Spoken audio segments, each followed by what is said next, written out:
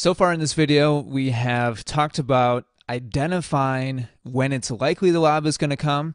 We've talked about keeping tabs on what your opponents like to do and anticipating what they're going to do next based on their tendencies and where they are on the court, their balance, what their racket is doing. Now we're going to talk about how to actually move back for an overhead.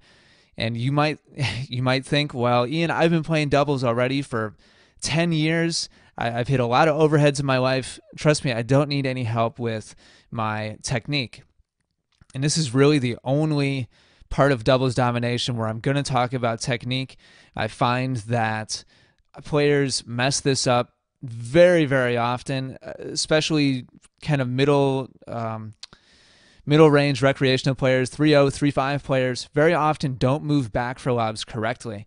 So I'm going to be using some video footage here that I also used as part of the video for the doubles practice section of doubles domination, and I'm going to point out what I am doing here to move back efficiently for overheads. It's really, really important. So we're going to go in slow motion first, and I'm going to point out what's important. And initially here, I want to show you all that I'm moving in for a volley, moving my weight into it, and I end up here about a step inside the service line. Now I'm watching Kyle. Trust me. Look at Kyle over on the other side. His body is turned. What I'm most concerned with is his racket. Look at how his strings here are open, and he has a continental grip. So I know that it's very, very likely at this point that the next shot's going to be a lob. Even though he and I are working together and this is a cooperative drill, I am always looking at these types of things. And so I promise you that I am looking at that as we're doing this drill together. Now I'm getting ready to make my split step. I haven't taken that information and totally run with it yet. I'm going to wait and make sure and see that it is a lob. First of all, it's likely at this point, but it's not 100% guaranteed. It's possible he could also play this as a slice and try to drop it down at my feet. I don't know at this point. So I'm going to make a split step right here, get myself prepared. Now here, Kyle's racket has opened up all the way. And so once I land on my split step and I see that the ball has started traveling up into the air, I want you to look at the first thing I do. Now I'm left-handed, so you righties, sorry, you're going to have to transpose this, but you'll certainly get the idea. The very first move I'm going to make is I'm going to pivot and turn, and my left foot is going to go back. This is probably the singular most important part to recovering a lob effectively, is getting your dominant foot, or not dominant foot, but the foot on your dominant side. So in my case, my left foot, if you're right-handed, it's your right foot. Get it back first. And so you should turn yourself sideways immediately. The mistake I see players make is they keep their toes pointed forwards and they go back heels first. This is not only slow and unathletic, but it is dangerous. And I have personally witnessed many people use that footwork to go back to try to hit an overhead off a lob and fall and hurt themselves, fall straight back, head over heels, and knock their head on the court. Several people I have personally witnessed doing that. So besides just the safety implications, please, it's so much faster to do it this way. So again, let me show you guys that move. Here's the me landing in my split step right here. The ball is up in the air. I make a quick turn to the side so that my left foot goes back first. Now, from this position, you can use one of two different types of steps. You can use either a shuffle step or a crossover step. If a crossover step is faster, takes a little bit more athleticism, a shuffle step is a little bit easier for most people to do. Some people don't find it natural or comfortable. If this was an easier lob, I would just take 2 or 3 shuffle steps, come back to like a step or so behind the service line to take the overhead. If I remember correctly, this particular lob was a pretty good one. And so you're going to see me cross over my right foot in front of my left. See how I cross over, kind of like a quarterback taking a 3-step drop. Again, I go back onto my left foot. And now I'm actually going to use a scissor kick here to continue my weight moving backwards as I make my actual hit of the ball.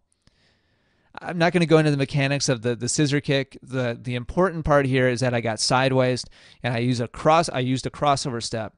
Now watch what I do next. After hitting that overhead, look, I'm immediately moving back forwards again.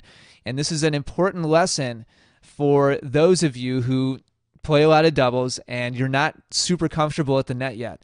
Your goal after taking the ball, well, first of all, your goal in general when the ball goes up in the air should be to take the ball out of the air whenever possible.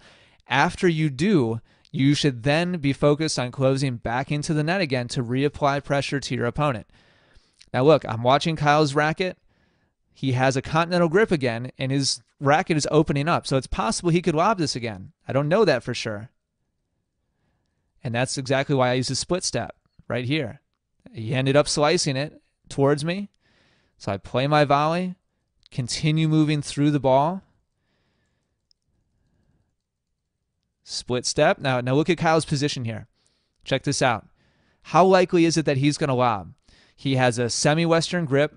His racket face is closed. It's perpendicular to the court. His shoulders are turned.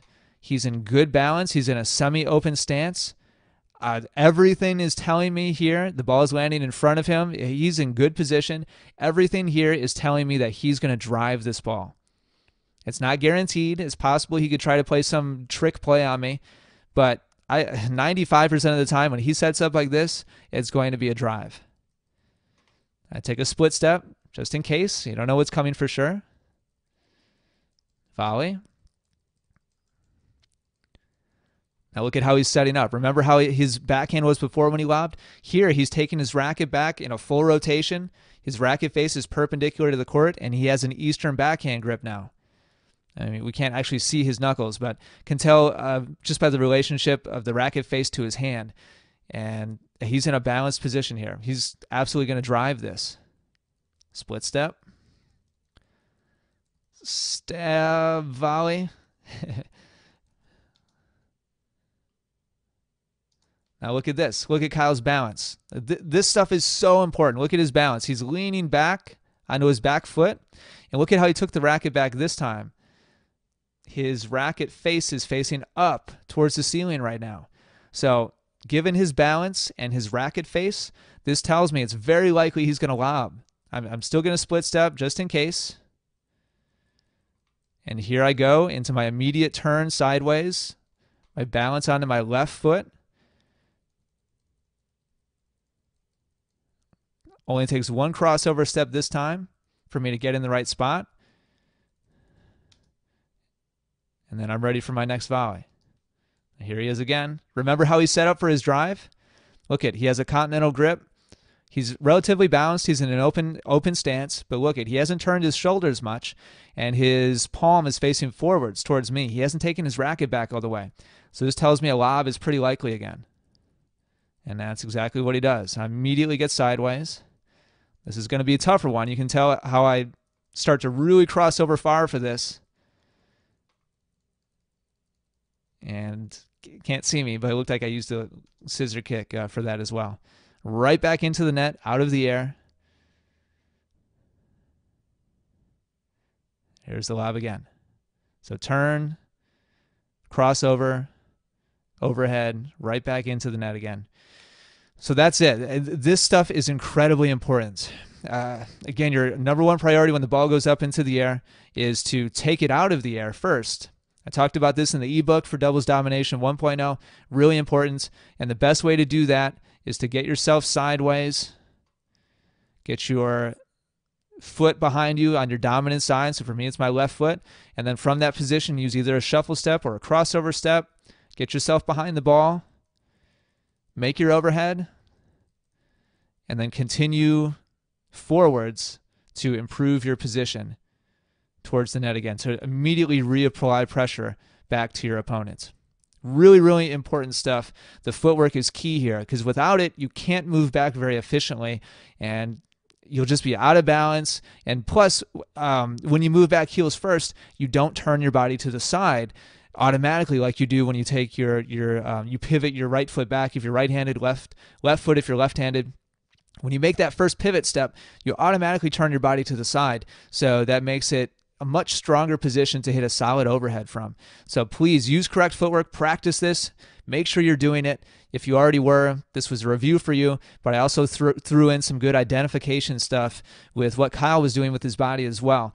And these types of things are very important to keep tabs on as far as covering the lob effectively.